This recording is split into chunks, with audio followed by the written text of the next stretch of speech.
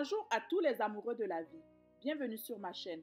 Aujourd'hui, nous sommes remplis de bonheur et d'excitation car nous allons partager un moment très spécial. Dans cette vidéo, plongez avec nous dans l'univers magique de la préparation de l'arrivée de notre princesse en commençant par la création d'un nid douillet et accueillant. J'espère que cette vidéo vous inspirera, que vous soyez parents en devenir, amateurs de décoration ou simplement curieux de partager ce moment de vie avec nous.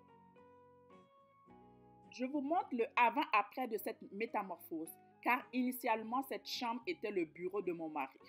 Mais vu l'arrivée du bébé, on était obligé de faire des compromis et il a dû abandonner son bureau pour qu'on le transforme en chambre de bébé.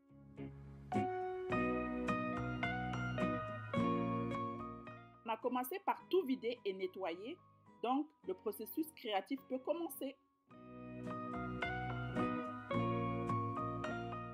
Puis on a fait le tour de différents magasins de fourniture de bébés comme Clément, Baby for Us, Bébé Dépôt, Ikea, etc. afin de choisir des pièces uniques pour notre princesse.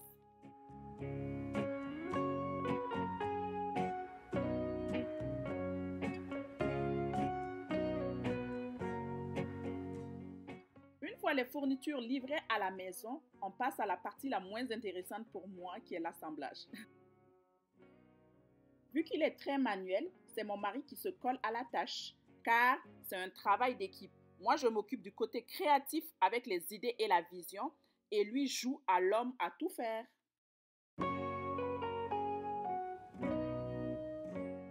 On a eu la chance inestimable d'avoir le papy de Luna, qui est l'oncle de mon mari, en visite et qui a profité de donner un coup de main. Ce fut un joli moment de qualité entre père et fils. Vu que la chambre est petite, une fois les meubles montés, on a essayé différents agencements afin d'optimiser l'espace. On est également allé en magasin pour faire le choix de couleur de peinture et j'ai pris la couleur rose.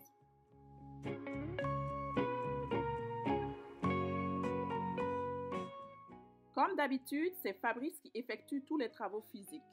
Donc, mon mari sait improviser en peintre.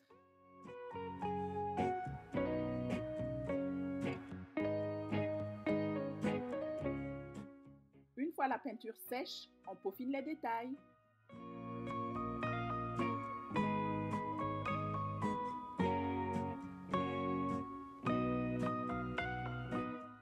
J'ai mis cette décoration murale autocollante qui représente la vie que j'ai prise sur Amazon. Je voulais à tout prix ce matelas à langer en silicone qui était difficile à trouver et je vous ferai la story time plus tard.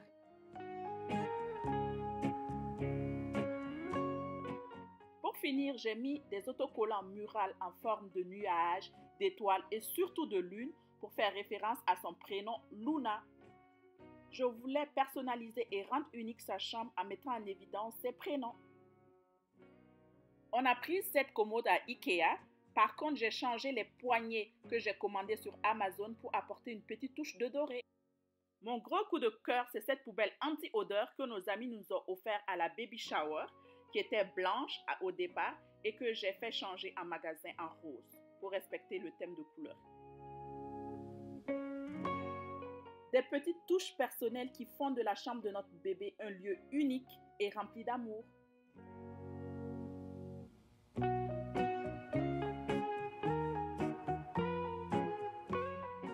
Vu que c'est notre premier bébé, afin d'être rassuré, on a fait installer en bas du lit des détecteurs de mouvement et de respiration qui créent une alarme quand il y a un problème avec le bébé.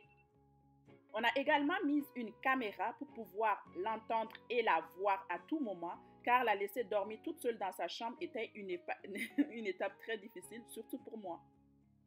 Une veilleuse et un petit coin de lecture composé de sa Bible en tissu, offert par sa mamie, et des classiques de Disney.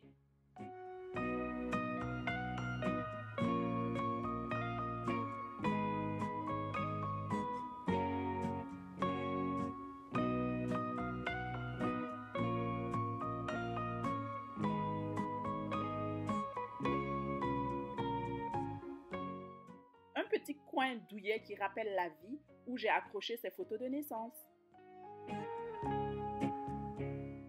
Pour optimiser l'espace, on a mis Un lit qui se transforme de une place à queen pour qu'on puisse passer de moments agréables à trois. Il est important pour moi qu'elle ait des poupées noires qui la représentent et qu'elle soit fière de son identité. Par terre, j'ai mis ce tapis doux où elle pourra tranquillement jouer.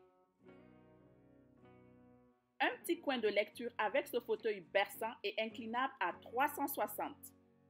Ainsi, on pourra instaurer une jolie routine et des moments privilégiés avec notre princesse avant le dodo. J'ai opté pour des rideaux blancs et roses avec une touche florale.